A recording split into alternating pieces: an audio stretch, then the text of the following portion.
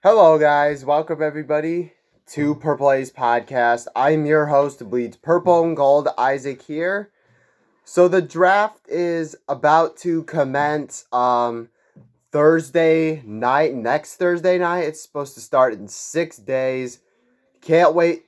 Can't wait for it for actually something to finally happen. And I'm just gonna completely ignore the Aaron Rodgers talk and all that. It's still going on for some reason, but I'm gonna choose to ignore it and say it's all smoke and mirrors because I'm not going to let that ruin what good things the Vikings are going to do during the draft, or whether it be in trades or practice. I'm not gonna be that guy to be ruined by that. But overall, I'm going to talk about the draft, which I have not really touched upon yet, but I was figuring maybe next week the week before the draft, I could talk about it. But right now, I think you all know where my stance is on on the draft. It was until before this season. I mean, this was before free agency where I said you need to address defensive. You need at least one defensive tackle in free agency and a young defensive tackle in the draft. And so, and then you'd be all set. But they got two defensive tackles in free agency in Jonathan Allen and Javon Hargrave. And basically now it's completely shifted to now they need to complete the offensive line. At least they need an offensive guard. And there are a couple of people that I think I would be fine with. I mean, being number one being Tyler Booker from Alabama. I would be fine.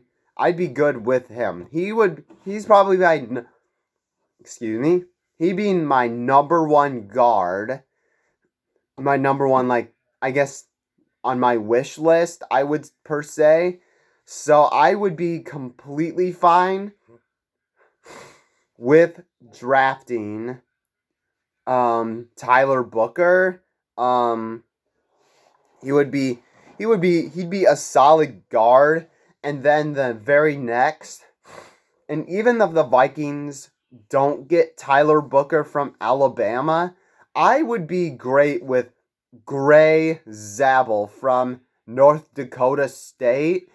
I think he'd be another great pick. Either one of those two, you can't even be mad with. I would argue that it would be great if you could have either one of those two on this roster for the Vikings.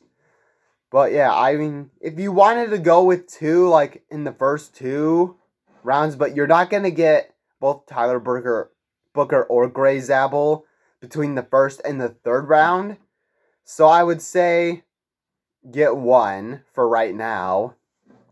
and and look, and basically though, what I would say about these guys, about who of course I would pick Tyler Booker over Gray Zabel, but even if the Vikings, they don't go for a guard, it's not the end of the world. I mean, even a tight end would be solid too. I would be I would go with tight end even if the Vikings, their intentions were not set on the guard position. They should go with tight end. Because really, with TJ Hawkinson and Josh Oliver, I feel like it would not really be. I mean, it's not completely like flashy or stuff, but they're doing a pretty good job though overall. They're doing pretty solid, I would say, but I mean, I would pretty much like someone like the what the Raiders have, like Brock Bowers per se, in the 24 or 23 draft they got. Brock Bowers is an absolute superstar in my opinion. Even as a rookie, I would like to have someone like him, but we'll see.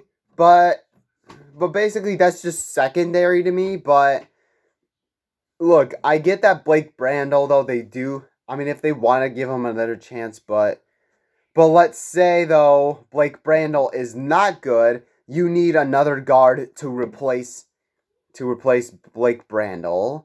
You need another one, basically. You should do that just in case, which is the first round. So basically, the Vikings. So basically, I know Kwesi Duffel is gonna do exactly that because he's been kicking all sorts of butt in the offseason so far. So it's recommended that he goes with guard to start off the draft, and then whatever else happens in the draft, I'm completely good with it. Honestly, you could just basically just pick the best player available from here on out. You could just do that. And you would still have a very good draft as long as you go with guard, and then the rest of the way it's just to be determined. I mean, really, I don't have much of a blueprint, really. Just get a guard in the first round, and then from there, pick the best player available. I think it's pretty simple, in my opinion. I mean, if you wanted to trade up or trade down, that's completely fine with me.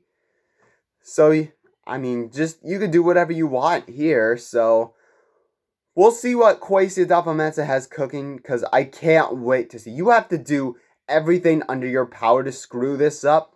The Vikings, they are in a good spot in the draft as it already is, basically. And it's not the end of the world if they don't get guard in the first round either, but it would make the offense so much better is what I'm saying. But they're in a great spot as it is already, even right now before the draft.